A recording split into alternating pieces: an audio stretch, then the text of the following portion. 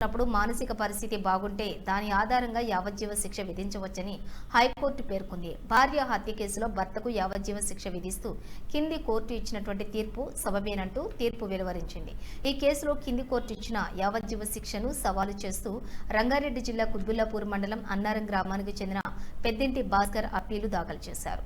దీనిపై కోర్టు విచారణ చేపట్టింది. 2015 ఏప్రిల్ 25న భాస్కర్ కు వివాహం జరగ్గా అత్తింట్లో ఉండేవాడు. జూలై 15న పీడకలలు వస్తున్నాయని తల్లి దగ్గరకు వెళ్తానని అతని భార్య అడగగా దుర్భాషలాడుతూ ఒంటిపై కిరోసిన్ పోసి నిప్పంటించాడు.